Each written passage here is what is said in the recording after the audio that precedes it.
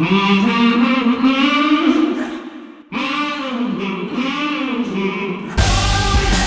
made for this. Yeah, yeah. I was made for this. I was made for this. Et puis voilà, ça va être une super ambiance. Il y a 54 Vikings, ils sont tous bouillants. Le staff est incroyable, j'ai une très très belle équipe cette année. Donc voilà, j'ai hâte de vivre ce week-end avec tout le monde. Bah les gars, bienvenue au Viking Camp édition 2026. Vous êtes à CrossFit Black Wings à Perpignan. Il y a 54 Vikings. Cette année, c'était un record puisqu'on a en 48 minutes rempli le camp avec 16 personnes en liste d'attente et on n'a même pas pu proposer aux externes qui voulaient nous rejoindre. Donc déjà, j'en profite aussi pour remercier tous les Vikings pour leur engagement et puis ça va être un énorme kiff. I just wanna fly, babe. Take me to the moon. Give anything just to get to you. Put me in the sky, maybe. We can change the rules. Tell me what it is you wanna do. Cause I just wanna fly, baby. Maybe I can buy wings and figure out how to use them things. We just getting by lately.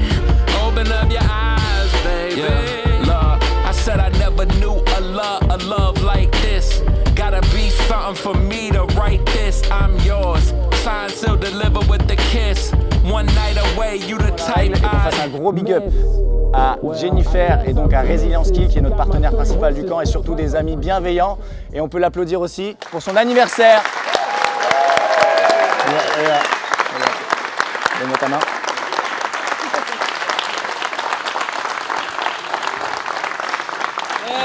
Ton meilleur souvenir, ma rencontre avec Ben. Mon pire souvenir, ma rencontre avec Ben. Mon crush, ma rencontre avec Ben. Voilà. Salut.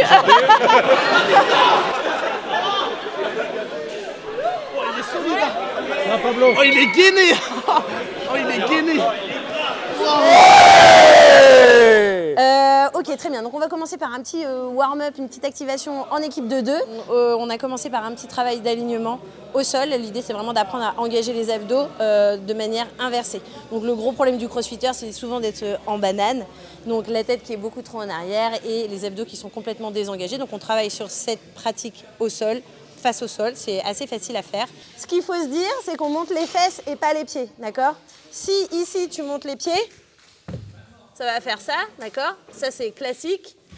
Nous, ce qu'on veut, c'est rentrer la tête et monter les fesses pour s'aligner. OK? Le regard toujours sur les mains. On essaye ça? Ensuite, sur le skill pirouette, on a vraiment essayé de déplacer notre poids de corps sur une main, vraiment. Il faut comprendre que dans la pirouette, en fait, la rotation, elle se fait à partir des épaules et pas à partir des hanches ou des jambes. Donc là, je suis en handstand, je tourne ma main et je viens pivoter dessus.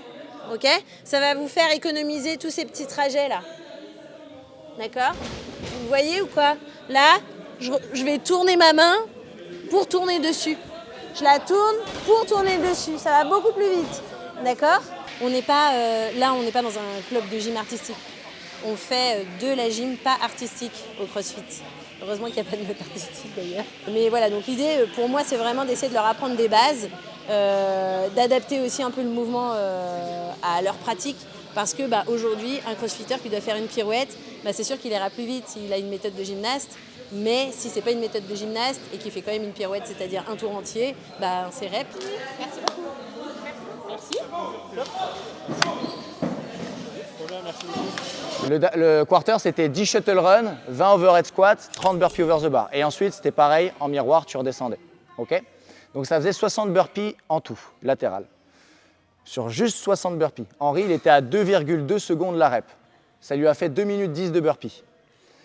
Max, il était à 2,36 secondes la rep. Ça lui a fait 2 minutes 22 en tout de burpees. Donc pour 16 centièmes, c'est 12 secondes sur un résultat qui, au niveau classement mondial ou européen, n'a rien à voir. Là, l'atelier s'appelle Stamina. Vous avez des burpees, des wall balls, des DU. Et le but, c'est qu'on a fait un petit focus en fait, sur chaque mouvement et ensuite on les a remélangés à la fin. Donc en fait sur les burpees, déjà il y a plusieurs niveaux de technique et l'objectif ça va être de connaître sa coordination sur les différentes techniques. Ça permet d'avoir des repères et grâce à ces repères, on peut aussi placer la respiration. Donc là j'aurais fait un focus sur des reps en 4 secondes avec une technique numéro 3, elle s'appelle, et où ils doivent placer leur respiration à des moments précis. On va travailler un exercice très simple. On sera en position de planche, je vous y mettrai après. Vous allez devoir créer une ondulation, les coudes le long du corps et remonter. Quand je suis en bas de ma burpee, je viens utiliser mon ondulation. C'est elle qui me redresse un petit peu avec mes spinaux et j'ai plus qu'à presser la fin avec mes bras. Bien sûr, j'utilise mes spinaux, Vic, que si c'est un WOD qui n'est pas deadlift burpee. Si ce n'est pas deadlift burpee, c'est là où c'est intéressant de faire la technique ondulatoire. OK? Ça roule?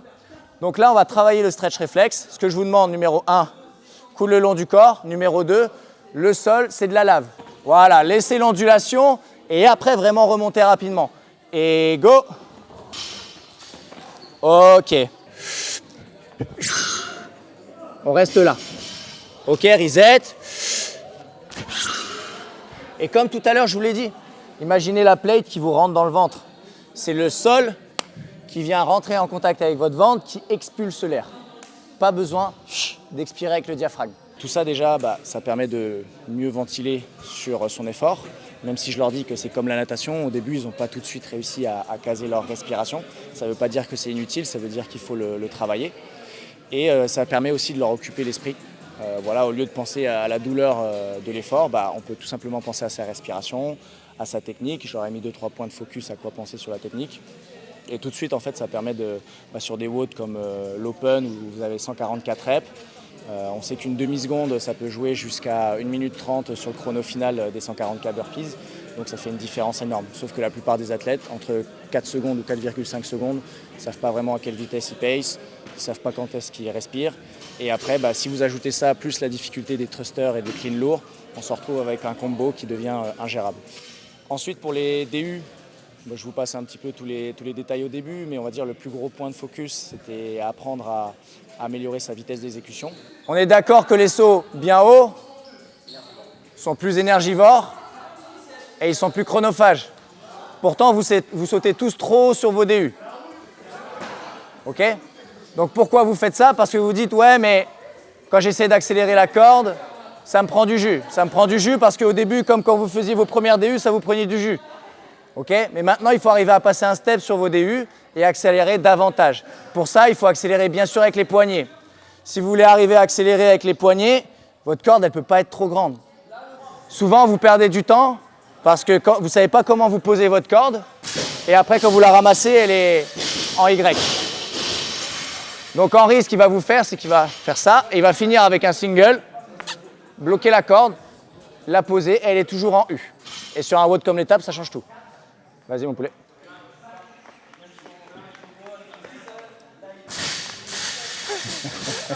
Très belle démo.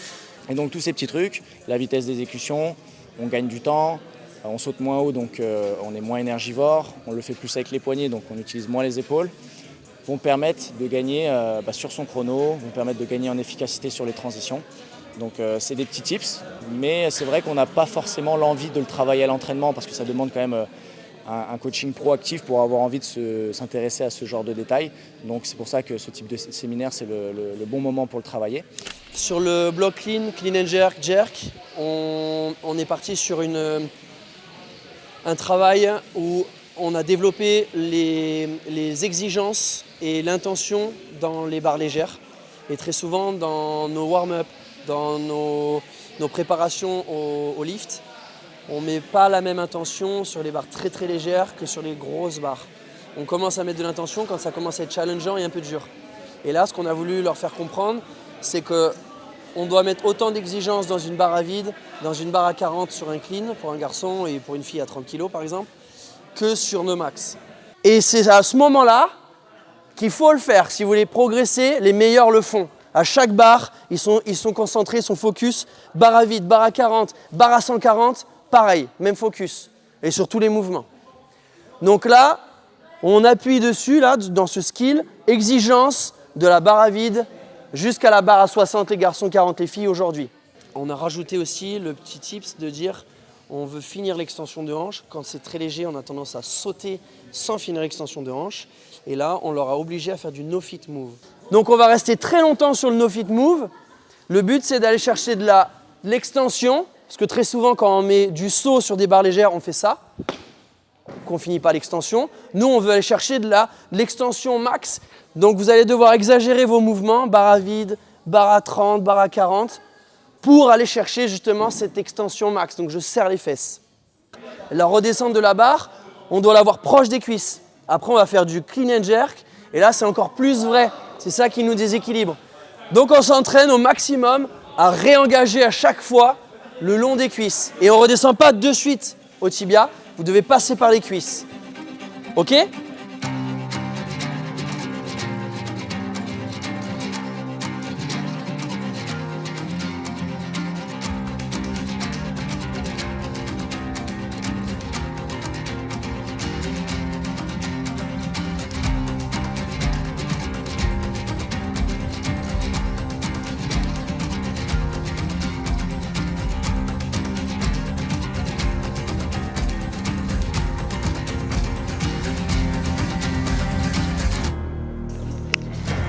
Ah non, vas-y, je vais le tenir comme ça. Je passe undercover.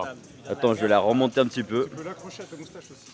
Ah, ça c'est pas con. Mais tu te rends compte que en fait, ton crossfit, t'as énormément de choses que tu fais mal et que tu restes habitué à ça pendant des années. Et au final, quand tu vois ce qui se passe dans ce stage-là, c'est incroyable. Du spécifique, comme on aime, avec les copains de Viking Training, donc c'était cool. Non, c'est des trucs qu'on fait tout le temps, que si on nous donne pas la technique, on a beau essayer, c'est un peu compliqué de caler de la théorie là-dessus. Mais donc là, ça a vraiment permis de combler une lacune là-dessus. C'est des petits détails qui font la différence. À haut niveau, la différence, c'est pas que sur la capacité de travail, mais aussi sur l'exécution et la précision. Et par exemple, moi, ce que je retiendrai, c'est la respiration sur les burpees. Comment en fait optimiser ta respiration pour être plus efficient. Et je pense que ces petits détails, si à chaque séance d'entraînement tu y repenses, si tu essaies de les mettre en œuvre, au bout d'un moment, c'est bien des automatismes. Et là, je pense que tu as des progrès significatifs. Plutôt cool, pas mal de contenu intéressant, surtout sur la partie variante sur les burpees, pas mal d'exercices de respiration à faire. C'est clair que ça change beaucoup le mouvement et ça nous permet d'avoir différents focus qui nous permettent de moins ressentir la douleur. Déjà, quand tu vois le merdier, on dirait un sanglier, donc tu vois, c'est plus les types de respiration qui est vraiment sympathique pour moi, tu vois. Je sais que c'est là où le cardio, je pêche le plus. On parle d'un burpees, c'est le mouvement de base qu'on apprend à un adhérent dans une salle. Mais en fait, il y a tellement de choses à apprendre dans un mouvement, c'est assez intéressant et pourtant j'adore ça le mouvement et j'apprends toujours. Sinon, on ne sera pas au départ du rack, ok ? Mais dans l'idée, si je suis départ du rack, j'ai déjà les mains sur la barre, je suis déjà en position de holo. On fait juste le holo là, ok ? Bon, du coup, c'est moi qui vais leader avec Nico parce que je suis plus à l'aise que lui sur la gym. Et là, on va juste attraper la barre, maintenir le holo 2 secondes et lâcher la barre, ok ? T'es prêt, Nico ? Oui. Et go ! J'attrape, 1, 2 et lâche, ok ? Juste ça. Du coup, l'objectif, c'était de les faire bouger en synchro. Là, c'était le bloc gym synchro gymnastique suspendu. Donc, on a fait tout un évolutif, tout plein de drills pour que les athlètes puissent être synchro sur le départ, que ce soit un départ du sol ou un départ des racks. C'était notre objectif et qu'ils puissent passer avec différents partenaires et différents binômes. Donc on y va, toast to bar, pareil, on est bien rigoureux sur le départ. Attention, si vous ne faites pas la même taille, bah, votre mouvement ne va pas forcément à la même vitesse. Donc le plus rapide va se caler sur le plus lent. Ok, Nico ? Oui. Et go ! Holo, arche, 2 et drop. Oui ? C'est dur ce sport en fait. Donc on a fait un évolutif là-dessus sur toast to bar, pull-ups, chest to bar et finir par bar muscle up avant de les lancer du coup sur un WOD. Ça te fait un début de vidéo ? Vas-y alors, ça sert à quoi ça ? Ça sert à applaudir. C'est génial. Bah quand t'as qu'un bras.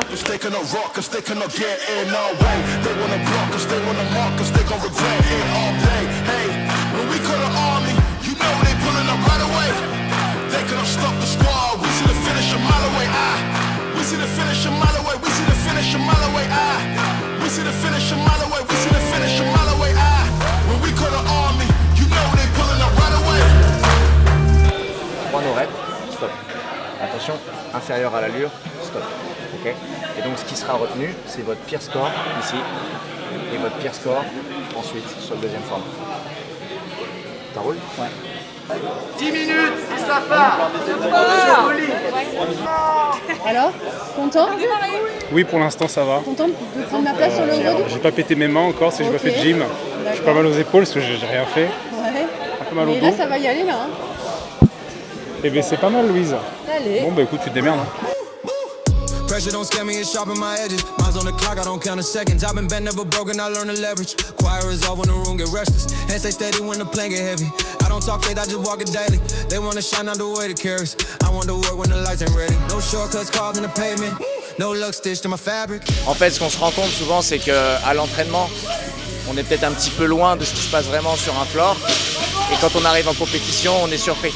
Donc là, le but du camp, on est au mois d'avril, c'est de leur faire goûter à ça pour qu'ils aient une autre intention après sur tous les entraînements qui va séparer maintenant et la compétition. Comme ça, il y aura moins de surprises sur le floor.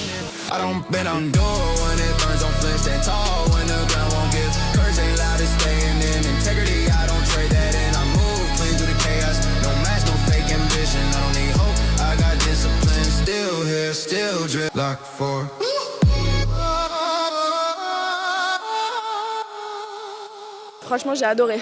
Moi qui suis pas vraiment à l'aise sur les longs formats comme ça, franchement, j'ai kiffé. Horrible, un enfer. Varié, un peu plus long que prévu, je ne m'attendais pas au deuxième tour, mais c'était bien pour justement tester la résistance. Fallait résister quoi sur la fin, c'était dur.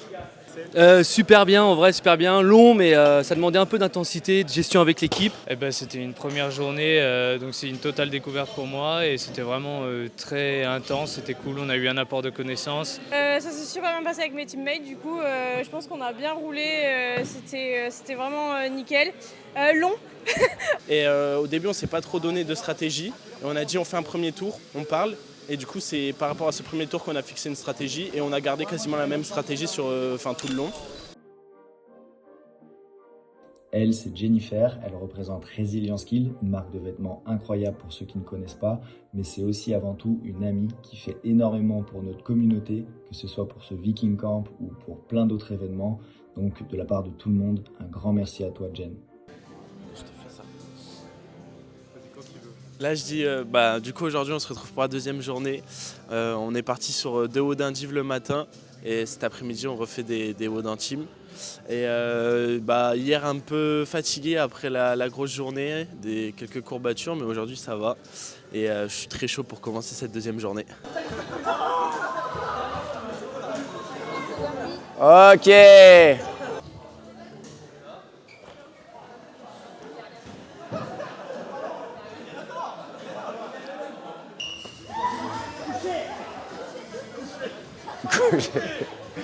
Coralie, burpee. Allez, ça repart.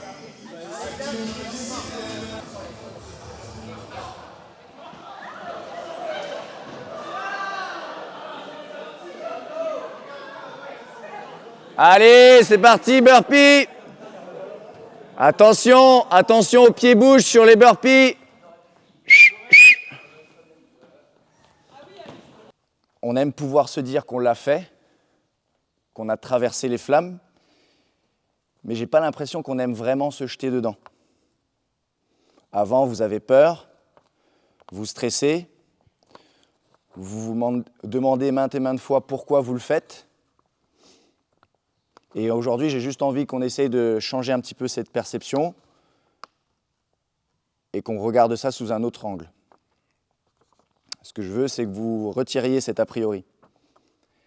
Un Metcon, ce n'est pas juste une case à cocher.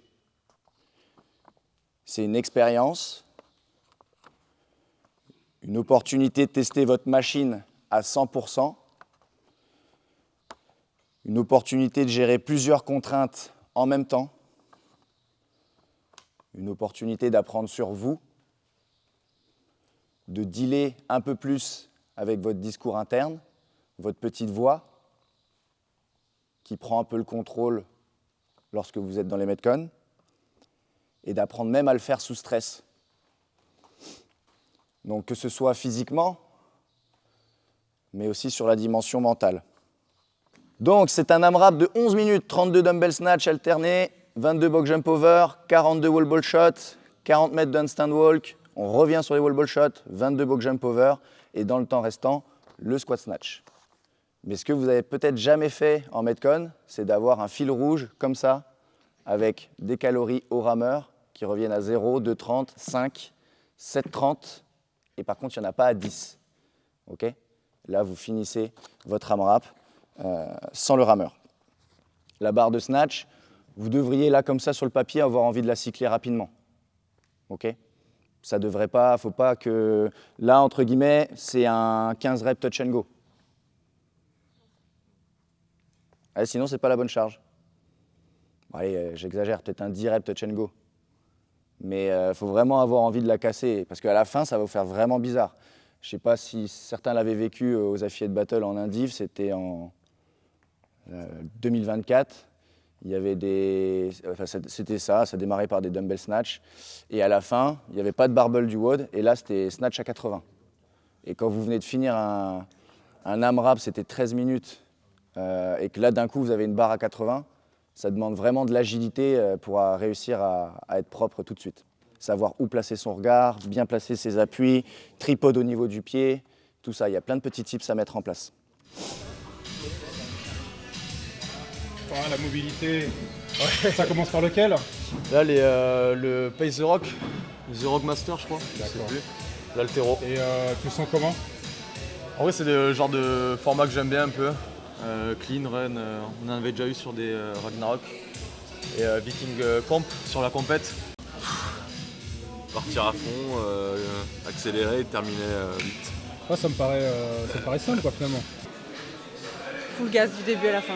Parfait. On part vite et on accélère tout le long. C'est ton conseil? C'est mon conseil. Pour tous ceux qui débutent le crossfit finalement. Pour performer, c'est comme ça. Tu pars à fond et t'accélères et à la fin, tu finis carpette quoi. Et si tu doutes? Ah non, pas de doute. Pas de doute possible. Non. Bon courage Louise. Merci Tom, à tout à l'heure. Meilleure intervention. Aller vite sur le run et après envoyer aussi fort sur le dernier bloc du clean. Voilà. Toi t'es un mec qui court vite quoi. Ouais, j'aime la course. Toi t'es le gars le plus appliqué sur l'échauffement. Exactement. C'est l'âge ça. Après 30 ans, warm-up de 20 minutes obligatoire. Putain t'as quel âge? 31. Bon ça va, t'es jeune encore. Ouais. T'es même pas un master. T'es même pas un quoi? T'es même pas un master. 4 petites années. Ouais, d'ici là j'aurai arrêté. Ça va arriver, ça va arriver. Ouais. Partie 1. Avec l'AMRAP 11 minutes. Ça c'est un WOD pour toi ça. C'est un WOD qui est pas mal. J'attends de voir ce que ça va donner, surtout le ressenti à la fin si on arrive à toucher le squat snatch. Eh Nathalie, t'arrêtes de rigoler là? Ah non, tu peux pas filmer ça. Si, on va filmer, ça parle de quoi? De caca. Ça parle de caca? Ouais, non. Ah Nathalie, le caca. Alors c'est pas moi le problème avec le caca. Nathalie, master caca. Bah Louise, master caca aussi, putain. La seule strat pour moi, c'est de réussir le handstand walk. En ce moment, c'est un peu ma bête noire. Donc du coup, c'est vraiment de gérer mon effort sur toute la première partie pour réussir à faire les mètres unbroken, enfin pas unbroken non, mais réussir à faire tous mes mètres et ensuite pouvoir en sortir. Chez Viking, on est appliqué quand même sur les échauffements. Très appliqué. On essaye, surtout quand on vieillit. Faut T'as quel âge? l'échauffement, 34. T'es même pas master. Bientôt master. T'es même pas master, putain. C'est catastrophique. Tiens Louis, t'es dans la meilleure position là. Ah ouais. Tu commences par lequel Louis? Par un MRAP de 11 minutes. Tu le sens comment celui-là? Là je le sens bien. Ouais, ça c'est un truc pour toi ça. Ça, cette fameuse phrase, ça c'est toi, c'est un truc pour toi. C'est vraiment un truc pour toi ça. 5 minutes. Ça tape sa grande mobilité là. Exactement. Là on est bien là. Là, cul par terre, squat de chinois.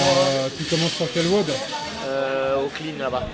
Run et clean. Là il n'y a pas trop de stratégie sur un WOD comme ça. Non. On part fort et on essaye de craquer le plus tard possible. Les barres après je vais me mettre en RX parce que ça c'est un truc que je maîtrise donc ça va. Et la course c'est adviendra qui pourra. Donc voilà. Je commence par le 2 là, par le run et barbell et clean. Une strat dessus ou pas? Une strat dessus, je cours pas mal, j'aime beaucoup courir, je cours beaucoup. Donc c'est d'essayer d'envoyer sur le run et de pas mourir sur le clean. Comment ça va David? Ça va et toi? Ça va impeccable, tu commences par lequel? Moi par le VG, Anne-Laure. Ah impeccable, ça va bien se passer du coup. Par le VG moi. Alors elle m'a dit full unbroken, En termes de jugement, je trouve que le nœud au-dessus là il est pas très bien fait. Attends fais voir, c'est pas réglementaire ça. Le collier va pas en adéquation avec ses yeux. Et le t-shirt... Voilà, ça y est, j'ai des complexes à cause de toi. Il va plutôt bien. Il lui manque un bras putain. Ah ouais putain. On va pas s'en sortir. Rendez-le-moi bordel. I'm a legend, that's what they call me. Cause I'm stronger than the million man army. Not going down, not without a fight. I'm staying alive. You don't wanna see the darker side of me, cause this is war, this is rivalry. They're gonna write my name down in infamy, in history. Notorious, infamous, dangerous. I'm a wanted man. I'm a wanted man. I'm a wanted man. Ride or die. Putain, attendez les gars, il me faut un plan là. Oh la synchro, attendez, bougez pas les gars, bougez pas. Lui ça tremble, moi ça tremble pas. Attendez, je règle l'image là. Ça tremble pas, regarde, ça tremble pas. Attendez, je règle l'image. Ah, elle va finir dans ta caméra la cabée. Ah putain. Yeah. Hey. It's the siege. Woo. Once again, here we go. Know the name, know the flow. Turn me up a little more. I'm setting traps, I'm alone. You know you whack, I'm a maniac. Boy, you know I'm black to the bone. Pick a place, nigga, pick a date. I go Goku, pick a load. Thought you was good, huh? Take you out back, Drake through the woods, huh? Thought I was weak, huh? You ain't see the work I put in all week, huh? Give me that, where the city at? Nitty gritty, this ain't gonna be pretty, Jack. Not afraid, get up out the way. Y'all used to hate, look at what you made. Hold up, homie, wait a minute. Lately, y'all don't even pay no visits. I can still hear the hater critics saying he ain't gonna make it, is he? Lately, I developed laser vision. Yeah, I burn through people in their cruel intentions. C'était bien, mais c'était dur. La strat était bonne. La strat était moyennement bonne. Ouais, j'ai fini, je suis contente, je me suis challengée un peu, donc c'est bien. Ouais, ça a été, je suis content, j'ai réussi à garder un rythme sur la course. Super. La course et les burpees, trop bien. Le pace que je t'avais dit, c'est pas du tout ça. On était pas bon. Non. Enfin, sur le premier rameur, oui, mais après ça monte vite. Je redoutais vraiment de l'endurance pure, c'est pas trop mon truc. Ah ouais? Non, pas du tout, c'était dur. Les wall balls, je vais faire tout le tour sur les wall balls. Je voulais essayer de au moins terminer ça et d'aller chercher peut-être un ou deux snatch. La 3, donc franchement, nickel, c'est les wall ball shots, je pense qu'on fait un peu la diff. Ouais, content que ça soit fini, lourd, le clean lourd, mais c'est bien, franchement, je suis content d'avoir validé cette charge et il me fallait. J'ai bien géré le temps entre chaque rep. J'ai pas briqué les wall balls. J'ai jamais briqué les wall balls. Franchement, à la fin, il fallait un peu s'accrocher. Hein. Les épaules défoncées. T'es parti fort un peu. Ouais, au rameur. Premier rameur, non, et après, j'ai remonté sur les mouvements. Et là, le poulain. Il est là. Oh, j'ai envie de gerber. Oh, le retour, ça a brûlé les jambes. Hein. Ouais. Bah, on avait dit qu'avec Lulu, on ferait pas de touch and go, mais. Non, elle a pas suivi le truc. Putain, elle a pas suivi la strat. Bon, au final, trop contente, j'ai tout fait en touch and go. Et all out, hein. C'est un wall sprint, il a dit alors. Exactement, ouais, c'est ça, ouais. Je savais que Erwan il courait fort, donc il fallait que je le tienne. Et derrière, ça fait la différence, ça s'est fait sur les touch and go à 100, sur les set reps à la fin. Full and broken? Full and broken, ouais. Tout le wood? Tout le wood. Ah ouais, quand même. Il fallait. Une très belle matinée, non franchement dans l'ensemble, je suis très content, ça a très bien tourné. C'était pas facile pour eux de juger après être passé sur le WOD. Mais voilà, ça leur permet aussi de se mettre dans des conditions de compétition, de se rendre compte que c'est pas nécessairement facile de juger, de se souvenir, de bien compter, d'attribuer des no-reps. Donc voilà, c'était top, je suis vraiment fier d'eux, la matinée était vraiment cool, dans la continuité d'hier. Et là ils vont aller manger un petit poké, et ensuite cet après-midi on redémarre avec du warm et des ergos. Go!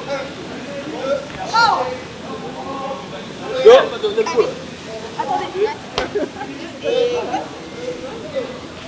Il a pas tiré en même temps. Sur quoi? Oui, moi j'ai tout pris là. Genre j'étais en retard. On a la tête, on a la barre. Hein. On a la barre. Tu nous montreras les vaches. Je vais vous laisser trouver un ordre de départ. Donc là, l'ordre de départ, c'est soit 3, 2, 1, go, soit et go. Vous choisissez, je vous laisse 10 secondes pour choisir. Donc je leur ai fait faire une première partie avec 3 ateliers de 3 minutes, avec un peu de travail de clean, un peu de travail shoulder to overhead et un peu de fente avec du Zercher lunge et des overhead lunge, on peut retrouver dans des compètes. Après, on leur a fait un petit travail de décomposition du mouvement du clean and jerk au warm avec des pauses et du tempo. Là, ça accentue beaucoup surtout la communication parce que le fait d'avoir des pauses, forcément, on ne bouge pas forcément tous en même temps. Et ensuite, on a fini sur un petit jeu de complexe où ils devaient communiquer beaucoup et mettre en place tous les petits tips qu'on a pu voir ensemble. Dès qu'on va avoir de l'overhead, Okay, par exemple, la compétition des Mayennes, vous en avez pour toutes les catégories. Que ce soit Scale, Inter, RX, Elite, vous avez des overhead lunge. L'année dernière, c'était ça. Mais là, par exemple, si j'ai un mauvais placement, exactement le même exemple que Daniel, je vais être ici avec le worm qui va toucher ma tête. De 1, je suis no rep. Et de 2, même si ça ne touche pas ma tête, j'ai tout le worm derrière. Et là, ça va être galère complet. Okay, donc là, l'important, ça va être de se mettre à chaque fois au plus devant.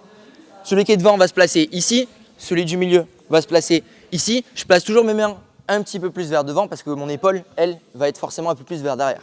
Okay, pour le derrière, c'est pareil. Cette team bouge bien, bouge vite.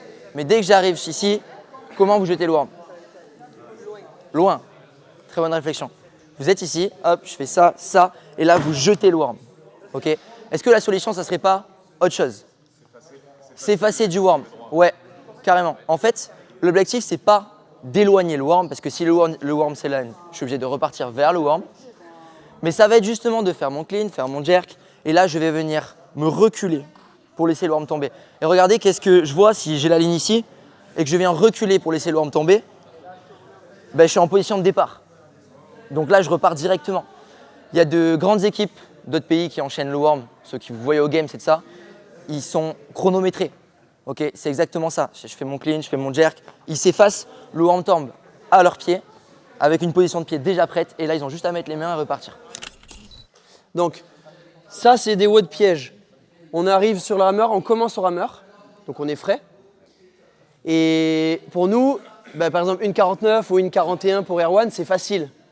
Sauf que l'impact, le wattage que ça demande, on va être impacté sur le nerf de la guerre, c'est clean and jerk et HSPU. Et c'est là où il faut prendre des risques, c'est au clean and jerk. Par contre, si le rameur, je me mets au-dessus de mon seuil, c'est cuit.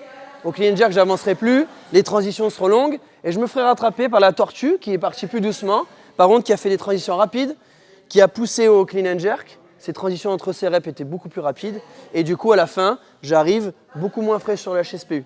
On a fait un petit peu de tableau blanc pour expliquer les différentes paces à prendre en fonction des WOD. Donc j'ai pris 4 WOD différents et à chaque WOD il y avait un format différent lié à l'ergo. L'ergo était parfois très important, il fallait prendre des risques et parfois il fallait un peu plus pacer, comme le WOD des quarters, le numéro 4 cette année, où il fallait prendre vraiment un pace RPE6, quoi, vraiment facile pour pouvoir enchaîner derrière les clean and jerk et les HSPU. Donc voilà, on a vraiment fait des petites analyses sur qu'est-ce qui nous coûte quand on rame un peu plus fort, les wattages sur 3 minutes, si on watt à 80 watts de plus, quel est l'impact. Ensuite, on est passé sur de la pratique technique sur de la team en transition, surtout transitionner le rameur et l'éco-bike. Le ski se fait assez facilement, mais on les a mis en simulation pour qu'ils transitionnent. Ils ont transitionné sur 9 tours sur chaque ergo pour vraiment qu'ils aient, que ça soit des réflexes sur le rameur. Et ensuite, on a travaillé un petit peu plus sur la technique du ski. On peut choisir le placement par rapport au rameur où on se met sur la selle et les pieds sur le socle. Par exemple, Hugo qui est là, était trop loin. Donc quand je me mets trop loin, vous avez tendance à vous mettre trop loin, vous cassez l'angle. Donc Hugo, comme il n'est pas hyper grand, il est trop loin par rapport à sa taille, il est comme ça à chaque départ. Donc vous voyez, il casse l'angle de la corde. C'est quoi casser l'angle? C'est que normalement, vous devez être dans l'axe de la corde. C'est là où on a le plus de résistance et plus de puissance. C'est vrai aussi pour Dylan, qui casse en haut. Vous verrez des fois des athlètes, même si vous êtes coach, vous pouvez voir souvent des débutants qui font ça. Ils rajoutent ça. En gros, ils se créent de l'amplitude, ils croient qu'en faisant ça, ça va créer de l'énergie, parce qu'ils vont chercher plus haut. Mais là, je casse l'angle, donc tout ça là, c'est mort. Non, il y a des petits. Alors Robin qui est bien plus petit que moi, il faisait ça, il allait très haut, et il faisait ça. C'était vraiment marquant, lui. Il faisait ça.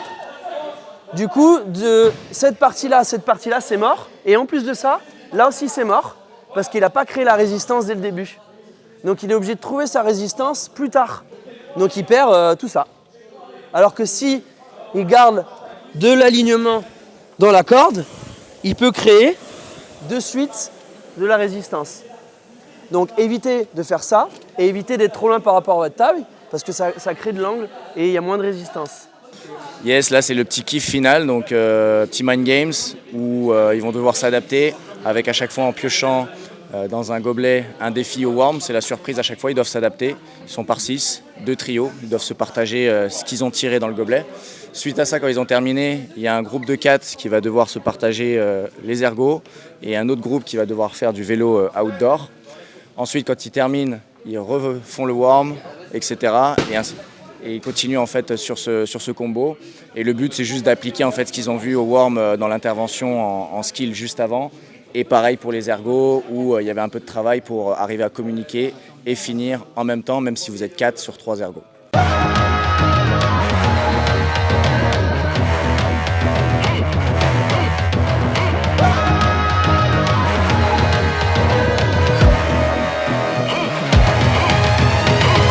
They said prepare for the war, handling business.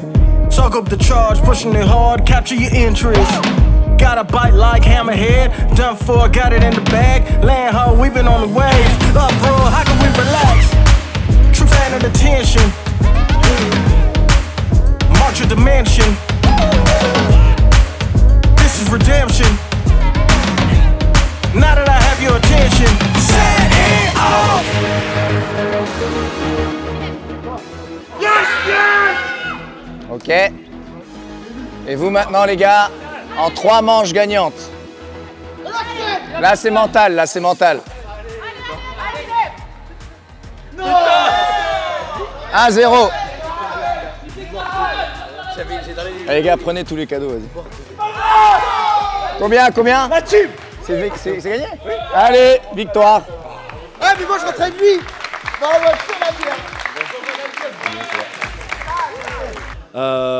très belle édition, tout le temps plein d'astuces, toujours aussi bonne prog et gros investissement de Jocelyn et toute la team.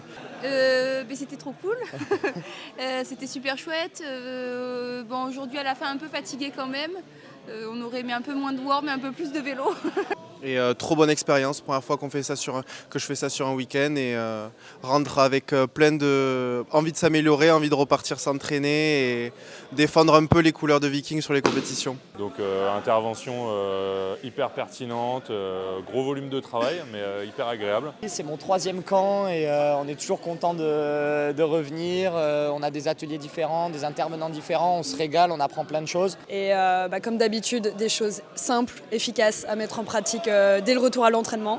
Donc, et tout ça dans une bonne ambiance. Donc trop cool, merci beaucoup à toute l'équipe Viking. On a revu pas mal de skills, pas mal de techniques sur des mouvements qu'on fait tous les jours, mais au final qu'on peut faire mal entre guillemets. Donc hyper intéressant. Voilà. Pareil, reprendre des bases effectivement, parce que c'est vrai que quand on progresse, on oublie des fois les fondamentaux et reprendre des trucs depuis le tout début, c'est toujours positif. Je te regarde toi ou Ok. Week-end très enrichissant, déjà avec tout le staff, un staff super investi, donc ça c'est cool, ça donne envie de s'investir nous-mêmes au travers des ateliers qui nous sont proposés. On apprend plein de tips sur plein d'exercices comme les ergos, des exos, wall ball, etc. Ça nous permet de pouvoir réajuster notre technique en compétition ou même juste pendant la programmation. J'ai tout kiffé moi. Moi j'ai tout kiffé moi. Dans le week-end au top, comme d'hab, les Vikings, c'est la famille. Chaque année je suis là. Et sinon moi j'ai trop kiffé pareil. Ouais, trop cool de retrouver tous les Vikings. Ouais, retrouver les copains, ça te remet un élan pour les entraînements quand tu repars chez toi. On se retrouve l'année prochaine. Avec Pablito. Buvez de la Noco, soyez en bonne santé. Ok, hyper intéressant. Des rencontres qu'on avait fait l'année dernière déjà. Toujours la même convivialité, le même goût de l'effort tous ensemble, de se faire mal ensemble et de finir fatigué. C'est le mot fatigué. Fatigué.